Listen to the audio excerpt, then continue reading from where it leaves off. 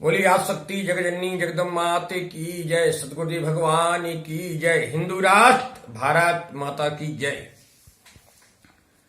अभी कुछ समय से ब्रजमंडल के एक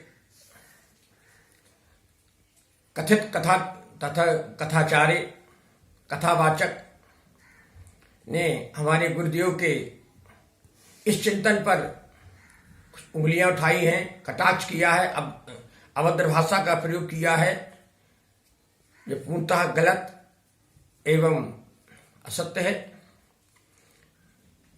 उस कथावाचक ने यह नहीं सोचा कि मैं कहाँ निवास करता हूं। ब्रजमंडल की भाषा मनमोहक भाषा, प्यारे शब्द थे। अगर आपको यह महसूस होता था कि ये शब्द गलत है तो आपको चर्चा करना चाहिए थी कि आपने आज शक्ति का दर्शन किया है, तो आप कह बोल देते कि मैंने भी राधा का दर्शन किया है। तो ये एक सामंजस्य वाली बात हो जाती धर्म की। लेकिन तुमने गुरुवर को ही नहीं समझा। हमारे सदगुरुदेव भगवान धर्म शिक्षा के साथ साथ राष्ट्र रक्षा की भी शिक्षा देते हैं, क्योंकि कहते हैं कि धर्म तभी सुरक्षित है जब राष्ट्र सुरक्षित है। अतः जैसे कोई मेरे सामने से गुजर रहा है और मैं उससे कहूं सीता सीता सीता सीता, तो वो कहेगा भैया सीताराम बोलिए ना, पूरा शब्द बोलिए। क्यों?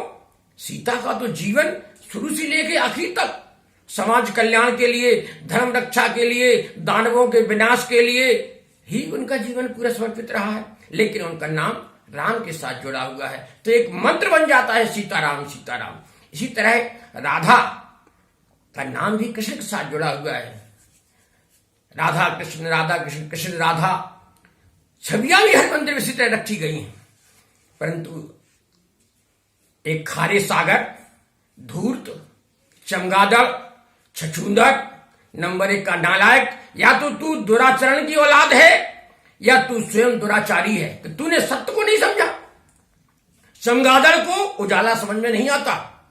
मेरे गुरुवर जहां सिद्धाश्रम ने निवास करते हैं, जहां सिद्धाश्रम की स्थापना की है, वहां कहीं भी दान पेटियां नहीं है।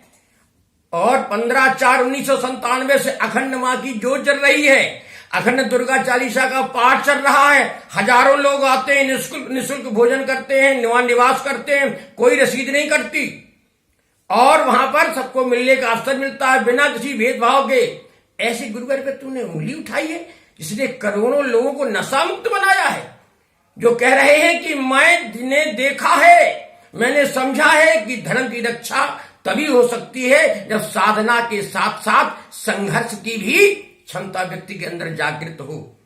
परंतु तेरे समझ में कुछ आने वाला नहीं है। क्यों? कि तू तो किताबी कीड़ा है, नंबर 1 का बेवकूफ, निष्ठा की हद पार कर दी तूने। तो अरे अगर तूने भागवत को पढ़ा होता तो भी समझा होता। किताबी ज्ञान पर्याप्त नहीं होता। गुरुवर की कृपा से मैंने बहुत कुछ सदग्रंथों का अध्ययन किया है। क्या तूने मनुस्मृति पढ़ी है?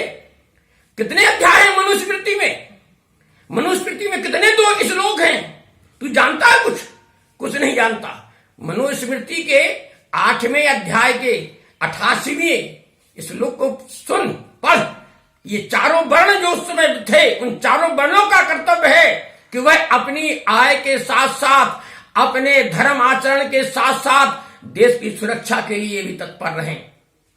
लेकिन तू तो आधा अधूरा ज्ञान लेकर, वहां कितने कथावाचक हैं, कितने महान संत हैं ब्रजभूमि में, वह लगातार साधना भक्ति करते हुए जानते हैं कि गुरुवर ने कहा वो सत्य है कि ये सब अंश अवतार है। एक निश्चित समय के लिए आए, निश्चित समय के बाद कार्य करने के बाद प्रस्थान कर गए। चाहे राम का अवतार हो, सीता जी का अवतार हो, कृष्ण का अवतार हो, चाहे रुक्मणी जी हो, चाहे राधा जी हो।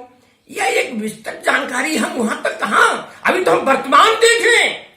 इस समय संघर्ष की स्थिति है। अबे धूर्त, तुझे नहीं दिखाई देता?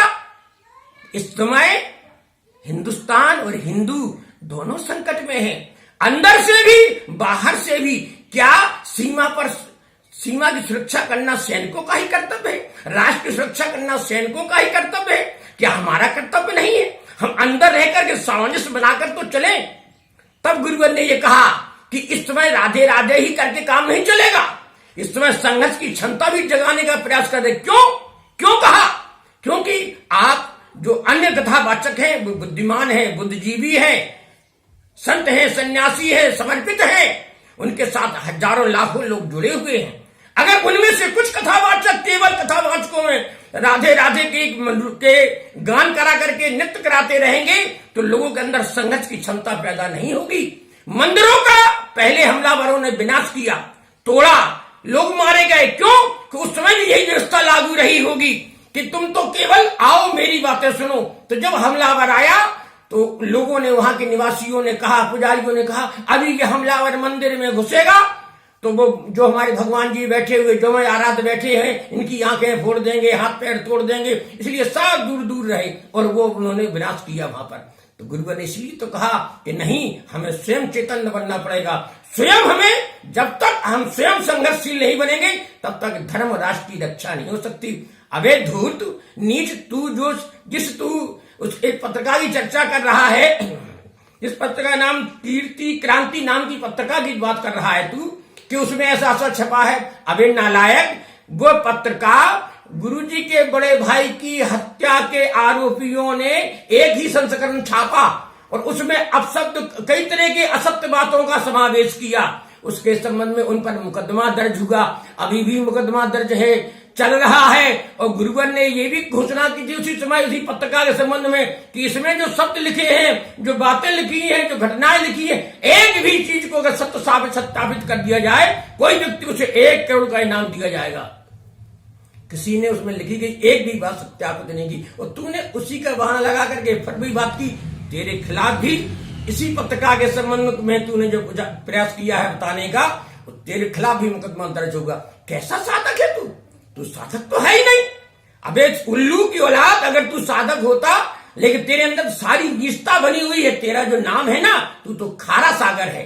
तेरे अंदर बुद्धि की एक भी लम्हा, एक पल, एक अंश भी तेरे अंदर नहीं। ऐसा साधक है तू साधक तो है ही नहीं। अबे उल्लू की औलाद, अगर तू साधक होता, लेकिन तेरे अंदर सारी नीचता बनी हुई है। तेरा जो नाम है ना, तू तो खारा सागर है। तेरे अंदर बुद्धि की एक भी लम्हा, एक पल, एक अंश भी तेरे अंदर नहीं है। तूने जिस गुरुवर पे उंगली उठाई, तू जानता है उनको? उन्होंने अभी से नहीं, 1995 से तक वो 8 यज्ञ कर चुके थे, शक्ति यज्ञ। एक 11 दिन तक चलता है। विश्व को चैलेंज किया था कि जिसके अंदर आध्यात्मिक शक्तियों में क्षमता का सामना इसलिए करे जिससे ये जानकारी आ जाए कि सत्य कहां है और सत्य आराध्य कौन है, इसलिए कहा था। और तूने उसको अनर्थ, क्योंकि तेरे अंदर बुद्धि तो है नहीं, किताबी कीड़ा है। उतने ही समझा जो अन्य लोग हमारे सम्मानीय संत महात्मा सन्यासी हैं, उन्होंने इसका सारा समझा, उन्होंने समझा इनको। अबे बेवकूफ, घर घर हर जगह मठाचार्यों में भी पत्र पहुंचाए गए थे कि सत्य ये है, सत्य का सामना करो। आज उसका परिवर्तन है। हमारे शंकराचार्य महोदय भी, बड़े बड़े संत महात्मा भी अब अपने मठों से निकल करके, आश्रमों से निकल करके जन जागरण के कार्य में लगे हुए हैं। तू तो एक कथावाचक भी नहीं। ध्यान रखना, तूने जिस ऋषि के बारे में अपशब्द बोला है, जो तूने अपशब्द बताया है, अबे चमगादड़, अबे छछूंदर, तेरी कथा कभी प्रभावक नहीं होगी। तू समाज में कभी परिवर्तन डाल नहीं सकता। याद रखना, तेरी सारी उम्र, जिंदगी भर तू भीख मांग कर गुजारा करेगा। ये बात ध्यान रखना, क्योंकि तू जिसके बारे में कुछ पता ही नहीं, तेरे को कुछ पता नहीं। अरे राधे राधे है तो कृष्णा तो साथ में है। राधा हमारी ब्रज की मूर्ति रही है, लेकिन सम्माननीय है, आदरणीय है, श्रद्धेय है। लेकिन केवल उन्हीं के स्मरण करने से सब कुछ हो जाए तो लोग संघर्षशील नहीं बनेंगे। उसमें कृष्ण का भी नाम जुड़ा होना चाहिए। राधे कृष्णा उसमें जुड़ा। राधा कृष्ण गोविंद जय जय, गोविंद जय जय मेरो गोपाल जय जय, राधा कृष्ण मेरो गोविंद जय जय, राधा कृष्ण मेरो गोविंद जय जय। प्यारे प्यारे भजन ने गीता का ज्ञान दिया। कृष्ण भगवान ने गीता का क्यों ज्ञान दिया? कृष्ण भगवान ने कभी कहा कि नहीं तुम मुझे मत जपना? कभी कहा गीता में कि मुझे मत जपो, तुम केवल राधे को जपो?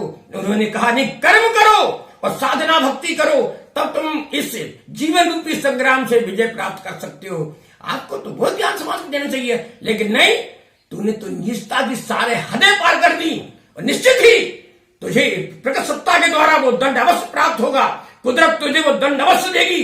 तूने जिस ब्रज भूमि से ये बात उठाई है, अन्य लोगों ने तो ये साबित होता है तो उस ब्रजभूमि में रहने के लायक ही नहीं, ना तूने उस ब्रजभूमि से शिक्षा प्राप्त की है।